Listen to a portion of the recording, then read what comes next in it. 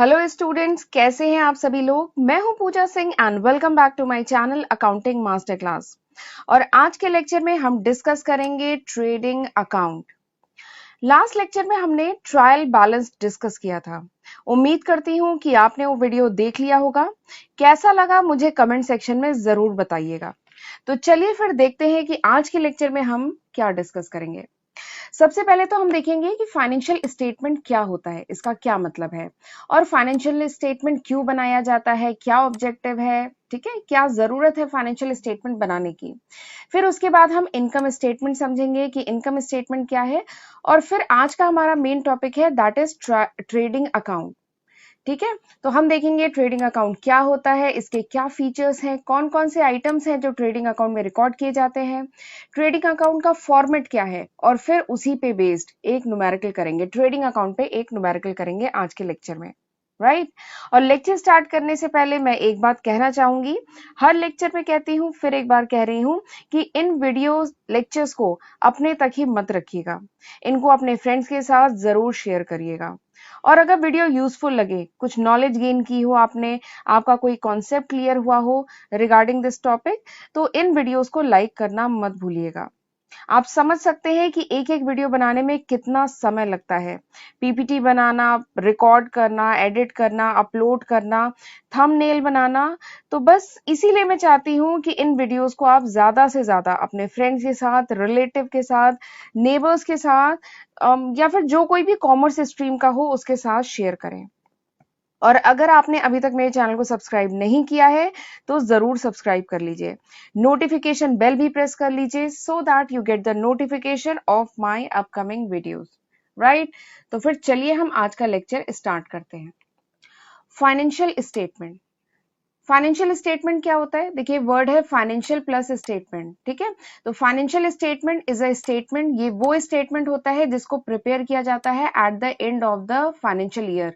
Financial year के या कह लीजिए अकाउंटिंग पीरियड के एंड में इस स्टेटमेंट को प्रिपेयर किया जाता है so that we can determine the financial performance, ताकि ऑर्गेनाइजेशन की जो फाइनेंशियल परफॉर्मेंस है, ऑर्गेनाइजेशन का जो प्रॉफिट लॉस है या ऑर्गेनाइजेशन की जो फाइनेंशियल पोजीशन है, यानी ऑर्गेनाइजेशन के कितने एसेट है, कितनी लायबिलिटी है किसी पर्टिकुलर तारीख को, वो पता की जा सके, वो डिटरमाइन की जा सके, इसलिए बनाया जाता है फाइनेंशियल स्टेटमेंट। ठीक है, तो फाइनेंशियल स्टेटमेंट क्या है, it is a statement which shows the financial performance and financial position of the organisation. Right, तो this is the financial statement. ठीक, अगर सोल प्रोप्राइटरशिप फर्म की बात की जाए, मैंने एक वीडियो में आपको बताया है type of organization. Organization 3 type की होती है, याद है ना, क्लास 12 में पढ़ा था। ऑर्गेनाइजेशन 3 टाइप की होती है, जल्दी से बताइए कौन कौन सी होती है। एक होता है सोल प्रोप्राइटरशिप बिजनेस, ठीक है, एक होता है पार्टनरशिप बिजनेस, और एक होता है कंपनी। 3 तरह की ऑर्गेनाइजेशन होती है। कंपनी के केस में फाइनेंशियल स्टेटमेंट में कौन कौन से अकाउंट स्टेटमेंट बनाए जाते हैं वो मैं ऑलरेडी डिस्कस कर चुकी हूँ फाइनेंशियल स्टेटमेंट वाले वीडियो में। ठीक है, आज अभी मैं आपको ये बताने जा रही हूँ कि अगर सोल प्रोप्राइटरशिप फर्म है तो सोल प्रोप्राइटरशिप फर्म के केस में जो complete set of financial statement होता है उसमें कौन कौन से अकाउंट होते हैं। तो उसमें ये 3 अकाउंट होते हैं, एक होता है ट्रेडिंग अकाउंट, एक होता है पीएल अकाउंट और एक होता है बैलेंस शीट। ठीक, ये बात समझ में आई। सोल प्रोप्राइटरशिप बिजनेस है तो उस केस में जो फाइनेंशियल स्टेटमेंट होता है उसमें 3 अकाउंट बनते हैं, trading account, PL account and balance sheet. और इन्हीं 3 अकाउंट को कलेक्टिवली क्या कहा जाता है, इन 3 अकाउंट को कलेक्टिवली कहा जाता है फाइनल अकाउंट। ठीक है, आज का हमारा मेन टॉपिक यही है, फाइनल अकाउंट। फाइनल अकाउंट के अंडर में आता है ट्रेडिंग अकाउंट, पीएल अकाउंट और बैलेंस शीट। ये तीनों फाइनल अकाउंट के पार्ट हैं। क्योंकि इसका नाम फाइनल अकाउंट क्यों है, क्योंकि फाइनली अकाउंटिंग ईयर जब एंड होता है तो फाइनली यही 3 अकाउंट बनाए जाते हैं सोल प्रोप्राइटरशिप फर्म के केस में। ठीक है, trading account, PL account and balance sheet, जिसमें ये जो ट्रेडिंग अकाउंट है और पीएल अकाउंट है ना, इसको कहा जाता है इनकम स्टेटमेंट। ये जो ट्रेडिंग अकाउंट है, पीएल अकाउंट है, इनको कहा जाता है इनकम स्टेटमेंट। क्यों, क्योंकि इससे ऑर्गेनाइजेशन की इनकम के बारे में पता चलता है, प्रॉफिट लॉस के बारे में पता चलता है, तो इनको कलेक्टिवली कहा जाता है इनकम स्टेटमेंट। और इन तीनों अकाउंट को मिला के क्या कहा जाता है, फाइनल अकाउंट। क्वेश्चन कुछ इस टाइप से भी आते हैं कि आपको फाइनल अकाउंट बनाना है, तो इसका मतलब अंडरस्टूड है कि हमें ट्रेडिंग अकाउंट, हमें पीएल अकाउंट और हमें बैलेंस शीट तीनों बनाना है। ठीक है, तो दिस इज फाइनल अकाउंट। चलिए आगे बढ़ते हैं, देखते हैं कि जो फाइनेंशियल स्टेटमेंट है इसका क्या ऑब्जेक्टिव है, क्या जरूरत है, क्या इंपॉर्टेंस है, क्यों बनाया जाता है। तो मैं ट्रेडिंग एंड पीएल अकाउंट अलग बताऊंगी एंड बैलेंस शीट अलग बताऊंगी, दोनों के पर्पस अलग अलग है, तो मैं अलग अलग बताऊंगी कि क्यों बनाया जाता है। सबसे पहले ट्रेडिंग एंड पीएल अकाउंट, ये जो ट्रेडिंग एंड पीएल अकाउंट है ये क्यों बनाते हैं। तो इसको बनाने का सबसे पहली इंपॉर्टेंस ये है कि हमें ट्रेडिंग एंड पीएल अकाउंट से क्या पता चलता है, gross profit and net profit and loss. Organization का नेट प्रॉफिट लॉस या ग्रॉस प्रॉफिट लॉस क्या है, ये हमें ट्रेडिंग एंड पीएल अकाउंट से पता चलता है। ठीक है, दूसरी इंपॉर्टेंस क्या है ट्रेडिंग एंड पीएल अकाउंट बनाने की, comparison with previous year profit.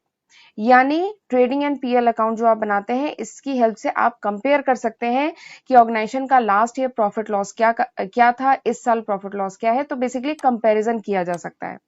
इससे ये पता चलेगा कि is the business is progressing और नॉट, ऑर्गेनाइजेशन आगे प्रोग्रेस कर रही है कि नहीं, पिछले साल के कंपेयर में इस साल ऑर्गेनाइजेशन का ज्यादा प्रॉफिट हुआ है कि नहीं या लॉस हुआ है, ये हमें पता चलता है इससे। ठीक है, नेक्स्ट जो इंपॉर्टेंस है that is detail of expenses and income.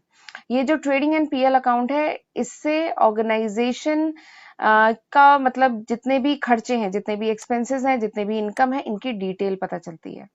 कैसे पता चलती है अभी मैं आपको जब अकाउंट बताऊंगी तब उसमें आपको डिटेल में बताऊंगी कि कौन कौन से खर्चे, कौन कौन सी इनकम डेबिट साइड रिकॉर्ड करते हैं कि क्रेडिट साइड, ये सब अभी मैं आपको बताऊंगी। ठीक है, तो बेसिकली हमें डिटेल पता चल जाती है। और फिर अगर एक्सपेंसेस पता चल गए हैं तो इन्हीं एक्सपेंसेस को कंट्रोल करके ही तो ऑर्गेनाइजेशन अपने प्रॉफिट को बढ़ा सकती है, या फिर जो भी ऑर्गेनाइजेशन को इनकम हो रही है, इनकम अगर और इंक्रीज करनी है तो इन्हीं इनकम को एनालाइज करके ऑर्गेनाइजेशन इनकम बढ़ा सकती है। तो detail of expense and income this is very important, तो ये ट्रेडिंग एंड पीएल अकाउंट से पता चलता है। राइट, अगली जो इंपॉर्टेंस है दैट इज रिजर्व। रिजर्व तो जानते होंगे क्या होता है, रिजर्व क्रिएट किया जाता है, ऑर्गेनाइजेशन रिजर्व क्रिएट करती है आउट ऑफ प्रॉफिट। प्रॉफिट से एक अमाउंट अलग करके, एक अमाउंट हर साल अलग करके ऑर्गेनाइजेशन रिजर्व क्रिएट करती है ताकि फ्यूचर में जो अनसर्टेनिटी आने वाली है, ठीक है, अगर फ्यूचर में कोई अनसर्टेनिटी आती है तो उसको मीट कर सके और ऑर्गेनाइजेशन की फाइनेंशियल पोजीशन को और स्ट्रॉन्ग कर सके, तो इसलिए बनाया जाता है रिजर्व। तो रिजर्व कैसे बनता है, प्रॉफिट से ही तो बनता है। तो ये जो पीएल अकाउंट है, ट्रेडिंग अकाउंट है, इससे पता चलता है कि नेट प्रॉफिट ऑर्गेनाइजेशन ने कितना अर्न किया, तो उसी के बेसिस पे ऑर्गेनाइजेशन अपना रिजर्व क्रिएट करती है। राइट, अगला जो इंपॉर्टेंस है पीएल एंड ट्रेडिंग अकाउंट की दैट इज रेशियोज। हमने पढ़ा है अकाउंटिंग रेशियोज, ठीक है, बहुत डिटेल में मैंने 5 लेक्चर में अकाउंटिंग रेशियोज कवर किया है। तो अकाउंटिंग रेशियोज जो होते हैं डिफरेंट, वो भी कैलकुलेट किए जाते हैं with the help of trading and PL account. मैंने बहुत सारे रेशियो आपको बताए थे, gross profit ratio, net profit ratio, operating ratio, return on capital employed ratio. तो ये सारे रेशियो आप कैसे कैलकुलेट कर पाएंगे, ट्रेडिंग एंड पीएल अकाउंट की हेल्प से। ठीक है, क्योंकि इन रेशियो को कैलकुलेट करने के लिए जो आइटम्स चाहिए वो आपको ट्रेडिंग एंड पीएल अकाउंट से मिलेंगे। राइट, तो this is the importance of trading and PL account. चलिए अब मैं आपको बताती हूँ बैलेंस शीट की क्या इंपॉर्टेंस है, बैलेंस शीट क्यों बनाई जाती है। सबसे पहला है बैलेंस शीट से हमें पता चलता है financial position of the organization on a particular date, किसी पर्टिकुलर तारीख को, किसी पर्टिकुलर नहीं, फाइनेंशियल ईयर के एंड में 31 मार्च, ठीक है, या किसी क्वार्टर के एंड में ऑर्गेनाइजेशन की फाइनेंशियल पोजीशन क्या है, ऑर्गेनाइजेशन के जो एसेट्स हैं, ऑर्गेनाइजेशन की जो लाइबिलिटीज हैं, उनका क्या वैल्यूएशन है, ये हमें पता चलता है बैलेंस शीट से। Right, this is the first importance. Second importance क्या है, इसको हम कंपेयर कर सकते हैं with the previous year figures. पिछले साल ऑर्गेनाइजेशन के एसेट्स का वैल्यूएशन क्या था, इस साल ऑर्गेनाइजेशन के एसेट्स का वैल्यूएशन क्या है, एसेट्स बढ़ गए हैं कि कम हो गए हैं, लाइबिलिटी का क्या स्टेटस है, तो ये सब हमें पता चलता है, तो हम कंपैरिजन कर सकते हैं। राइट, तीसरी इंपॉर्टेंस क्या है, बैलेंस शीट की हेल्प से ऑर्गेनाइजेशन डिटरमाइन कर सकती है short term solvency and long term solvency of the organization. Organization की शॉर्ट टर्म सॉल्वेंसी और लॉन्ग टर्म सॉल्वेंसी कैसी है ये पता चलता है बैलेंस शीट से। ठीक है, शॉर्ट टर्म सॉल्वेंसी मतलब कि ऑर्गेनाइजेशन अभी जो शॉर्ट टर्म लाइबिलिटीज आने वाली हैं उनको मीट करने में कैपेबल है कि नहीं। लॉन्ग टर्म सॉल्वेंसी मतलब यानी आगे चल के 3 साल, 5 साल, 10 साल में जो ऑर्गेनाइजेशन के सामने ऑब्लिगेशन आने वाली है उनको ऑर्गेनाइजेशन मीट करने की पोजीशन में है कि नहीं, तो ये हमें पता चलता है बैलेंस शीट से। ठीक है। तो this is the importance of final account. ये जो फाइनल अकाउंट का ट्रेडिंग अकाउंट, पीएल अकाउंट और बैलेंस शीट बनता है, इसकी ये इंपॉर्टेंस है, इसलिए ये स्टेटमेंट्स बनाए जाते हैं, राइट। चलिए आगे बढ़ते हैं, देखते हैं इनकम स्टेटमेंट। तो इनकम स्टेटमेंट मैंने अभी बताया, income statement is the summary of account which shows the profit और loss of the enterprise. Income statement उन अकाउंट्स की समरी है जिससे ऑर्गेनाइजेशन का प्रॉफिट लॉस पता चलता है। तो मैंने बताया था इनकम स्टेटमेंट में दो अकाउंट्स आते हैं, कौन कौन से? इनकम स्टेटमेंट में दो अकाउंट्स आते हैं, एक आता है ट्रेडिंग अकाउंट और एक आता है पीएल अकाउंट, ठीक है। इनकम स्टेटमेंट में ये दो अकाउंट आते हैं, trading account and PL account. Trading account से हमें क्या पता चलता है? ट्रेडिंग अकाउंट से हमें पता चलता है ग्रॉस प्रॉफिट या फिर ग्रॉस लॉस आ रहा है वो पता चलता है, और पीएल अकाउंट से हमें नेट प्रॉफिट नेट लॉस पता चलता है। ये इंपॉर्टेंट है, ये दोनों के बीच में डिफरेंस भी है, ठीक है, तो इसका ध्यान रखिएगा। ट्रेडिंग अकाउंट से ग्रॉस प्रॉफिट या फिर लॉस, पीएल अकाउंट से नेट प्रॉफिट लॉस, ठीक है, ये हमें पता चलता है। तो चलिए अब आ जाते हैं अपने मेन टॉपिक पे, ट्रेडिंग अकाउंट। तो ट्रेडिंग अकाउंट क्या होता है? तो trading account is the first stage of preparing the final account. Final account जो हम बनाते हैं उसमें सबसे पहला स्टेप क्या होता है, सबसे पहला स्टेज कह लीजिए क्या होता है? Trading account. इसमें तीन अकाउंट बनाए जाते हैं ना, ट्रेडिंग अकाउंट, पीएल अकाउंट और बैलेंस शीट। तो सबसे पहले हम बनाते हैं ट्रेडिंग अकाउंट। ट्रेडिंग अकाउंट से निकलता है ग्रॉस प्रॉफिट जिसको हम ट्रांसफर करते हैं पीएल अकाउंट में। पीएल अकाउंट से निकलता है नेट प्रॉफिट, नेट प्रॉफिट को ट्रांसफर करते हैं बैलेंस शीट में। तो इसीलिए सबसे पहले we need to make trading account, इसीलिए सबसे पहले बनता है ट्रेडिंग अकाउंट, ठीक है। तो इसीलिए this is the first stage of preparing final account. Final account बनाने में सबसे पहला स्टेप क्या है? ट्रेडिंग अकाउंट बनाना। अगला स्टेप क्या है? Trading account is a financial statement which shows the result of buying and selling of goods and services. Trading account वो फाइनेंशियल स्टेटमेंट है जो शो करता है कि गुड्स या सर्विसेज को बाय एंड सेल करने से क्या रिजल्ट आया, प्रॉफिट आया, लॉस आया during a particular accounting period, ये हमें ट्रेडिंग अकाउंट से पता चलता है, ठीक। ट्रेडिंग अकाउंट के डेबिट साइड में हम क्या रिकॉर्ड करते हैं? तो हम जानते हैं डेबिट साइड में हम क्या रिकॉर्ड करते हैं? खर्चे, एक्सपेंसेस, ठीक है। तो ट्रेडिंग अकाउंट के डेबिट साइड में सबसे पहला तो हम ओपनिंग स्टॉक रिकॉर्ड करते हैं, ओपनिंग स्टॉक या इन्वेंट्री रिकॉर्ड करते हैं। उसके बाद हम रिकॉर्ड करते हैं नेट परचेजेस, ठीक है। उसके बाद रिकॉर्ड करते हैं डायरेक्ट एक्सपेंसेस।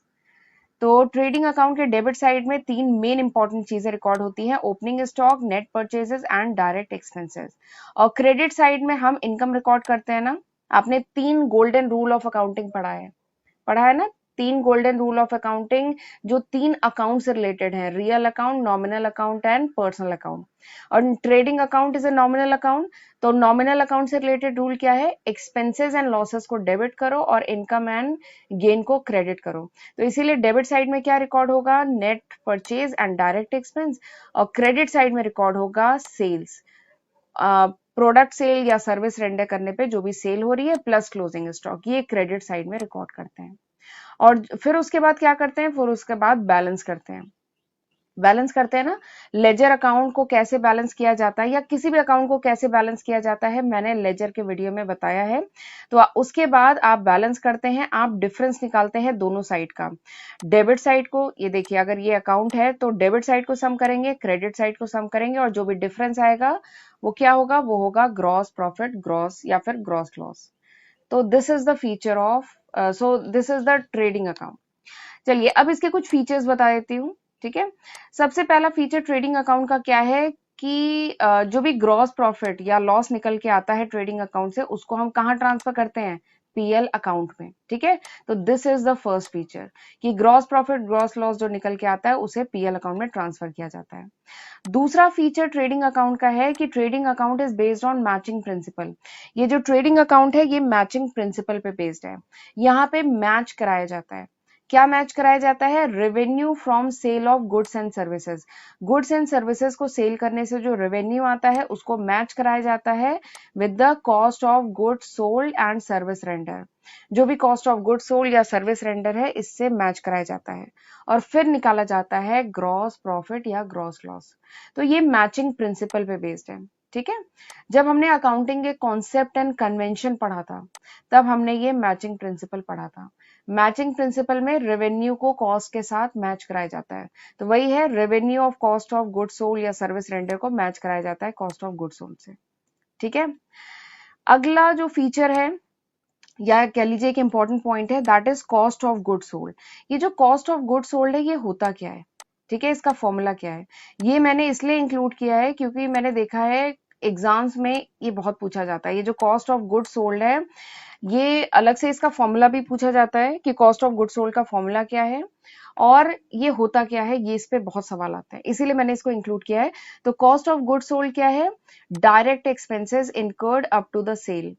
प्रोडक्ट सेल जब तक होता है उससे पहले उस पे जो जो डायरेक्ट खर्चे होते हैं उनका जो सम होता है that is called cost of good sold. ठीक है। कॉस्ट ऑफ गुड सोल्ड का फॉर्मूला क्या है, opening stock plus purchase plus direct expenses, इसमें से क्लोजिंग को माइनस करो। ठीक है। एक एमसीक्यू वाली जो सीरीज है मेरी, मैंने एमसीक्यू के लगभग 650 क्वेश्चन डिस्कस किए हैं अभी तक। अभी ये कुछ टॉपिक्स मेरे रह गए थे तो इसलिए अभी मैंने एमसीक्यू कुछ टाइम के लिए रोक दिया है। अभी मैं कुछ टॉपिक्स मेरे रह गए थे तो वो अभी डिस्कस करा रही हूँ, उसके बाद हम एमसीक्यू फिर से स्टार्ट करेंगे।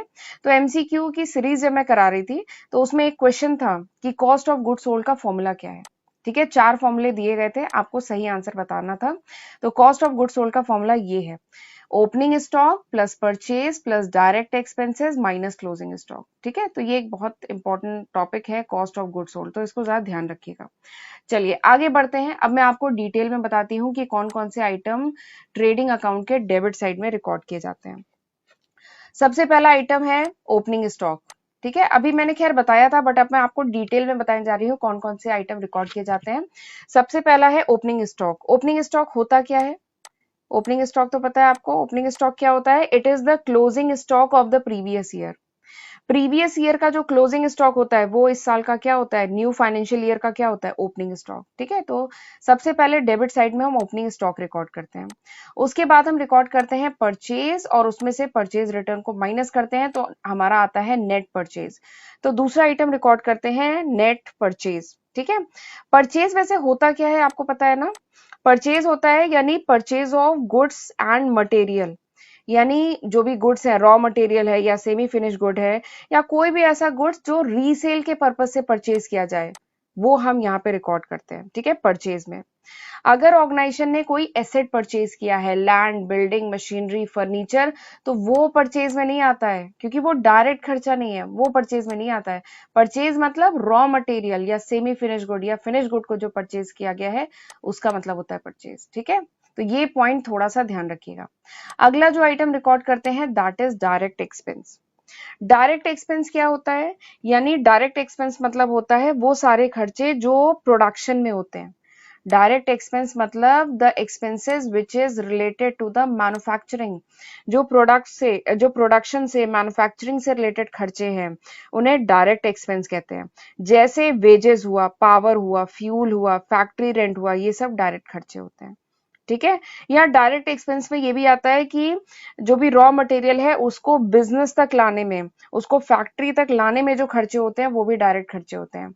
उसमें जैसे आता है carriage, carriage inward, freight, insurance, custom duty, clearing charges, ठीक है, लोडिंग एंड अनलोडिंग चार्जेस, ये सब डायरेक्ट खर्चे होते हैं। तो ये थोड़ा सा ध्यान रखना है कि ट्रेडिंग अकाउंट में वी रिकॉर्ड डायरेक्ट एक्सपेंसेस। ठीक है, तो ये सारे ही जो मैंने लिखे हैं यहाँ पे, these all are direct expenses. ठीक, इसमें रॉयल्टी आपके लिए नया टर्म होगा। तो रॉयल्टी क्या होती है, रॉयल्टी वो पेमेंट होती है जो की जाती है for acquiring the right to use the patent, किसी पेटेंट को यूज करने के लिए। ठीक है, उसका राइट टू यूज यानी यूज करने का राइट लेने के लिए जो पेमेंट करना पड़ता है उसको कहते हैं रॉयल्टी। ठीक है, कंज्यूमेबल स्टोर्स, ये भी शायद नया टर्म हो आपके लिए। कंज्यूमेबल स्टोर मतलब होता है कि मशीन को राइट कंडीशन में रखने के लिए जो चीजें लगती है, जैसे इंजन ऑयल हुआ, कॉटन हुआ, वेस्ट हुआ, ग्रीस, ऑयल, ठीक है, ये सब क्या आता है, कंज्यूमेबल स्टोर्स में आता है। ठीक है, तो इन सबको हम डेबिट साइड रिकॉर्ड करते हैं और क्रेडिट साइड में हम रिकॉर्ड करते हैं सेल्स और उसमें से सेल्स रिटर्न माइनस करते हैं तो नेट सेल्स हम क्रेडिट साइड में रिकॉर्ड करते हैं, plus closing stock, closing stock को रिकॉर्ड करते हैं। क्लोजिंग स्टॉक मतलब तो पता है ना आपको, क्लोजिंग स्टॉक मतलब stock of unsold goods at the end of the current accounting period. इस साल करंट अकाउंटिंग पीरियड के अंत में जो भी अनसोल्ड गुड्स बच गए, जो गुड्स नहीं बिके, उनको कहा जाता है क्लोजिंग स्टॉक। ठीक है, फिर उसके बाद हम बैलेंस करते हैं और बैलेंस करने के बाद जो डिफरेंस आता है वो क्या आता है? डिफरेंस बताइए। ट्रेडिंग अकाउंट को बैलेंस करेंगे तो डिफरेंस जो आता है वो क्या होता है? ग्रॉस प्रॉफिट या ग्रॉस लॉस। तो दिस इज ट्रेडिंग अकाउंट। ये देख लीजिए जल्दी से इसका फॉर्मेट एकदम लेजर का फॉर्मेट, टी शेप फॉर्मेट होता है। ठीक है, ये देखिए, ये है डेबिट साइड, ये है क्रेडिट साइड। यहां लिखेंगे आप trading account for the year ended, जिस भी फाइनेंशियल ईयर के एंड में आप बना रहे हैं वो लिखेंगे, जैसे 31 मार्च 2021। ठीक है, तो जिस भी फाइनेंशियल ईयर के एंड का बना रहे हैं वो आप यहाँ पे लिखेंगे। फिर उसके बाद दिस इज डेबिट साइड। अच्छा, फॉर्मेट क्या है? Particulars amount, particulars amount. ठीक है, 4 कॉलम होंगे। फिर this is debit side. Debit side में मैंने बताया था एक तो ओपनिंग स्टॉक रिकॉर्ड करेंगे, ठीक है, परचेज रिकॉर्ड करेंगे, परचेज रिटर्न माइनस करेंगे, और उसके बाद जितने भी डायरेक्ट एक्सपेंसेस हैं, ठीक है, जितने भी डायरेक्ट एक्सपेंसेस हैं वो आप इधर रिकॉर्ड करेंगे। उसके बाद आ जाइए क्रेडिट साइड में, सेल्स में से सेल्स रिटर्न माइनस करेंगे। अगर स्क्रैप सेल की है तो उससे जो इनकम हुई है, क्लोजिंग स्टॉक जो है, एबनॉर्मल लॉस ऑफ स्टॉक है, उन सबको क्रेडिट साइड रिकॉर्ड करेंगे। ठीक है, तो आपने रिकॉर्ड कर लिया, डेबिट साइड रिकॉर्ड कर लिया खर्चे, एक्सपेंसेस। ठीक है, क्रेडिट साइड रिकॉर्ड कर लिया इनकम। इसके बाद आप इनको बैलेंस करेंगे, राइट। और अगर क्रेडिट साइड ज्यादा है, क्रेडिट साइड अगर ज्यादा है, डेबिट साइड कम है, तो क्या होगा? बैलेंसिंग फिगर किधर ऐड होगा? इधर डेबिट साइड ऐड होगा। ठीक है, और डेबिट साइड ऐड होगा तो वो क्या होगा? प्रॉफिट होगा कि लॉस होगा? तो स्टूडेंट कभी कभार इसमें कंफ्यूज होते हैं। तो देखिए, अगर क्रेडिट साइड ज्यादा है यानी इनकम ज्यादा है, क्रेडिट साइड ज्यादा है यानी इनकम ज्यादा है, खर्चे कम है, और इनकम ज्यादा खर्चे कम, तो there is a profit. Profit होता है ना, ठीक है। और अगर डेबिट साइड ज्यादा है, डेबिट साइड जो है वो ज्यादा है, इसका मतलब क्या हुआ? एक्सपेंसेस ज्यादा है। एक्सपेंस ज्यादा है, इनकम कम है, तो इसका मतलब क्या हुआ? खर्चे ज्यादा, इनकम कम, तो इसका मतलब क्या है? लॉस।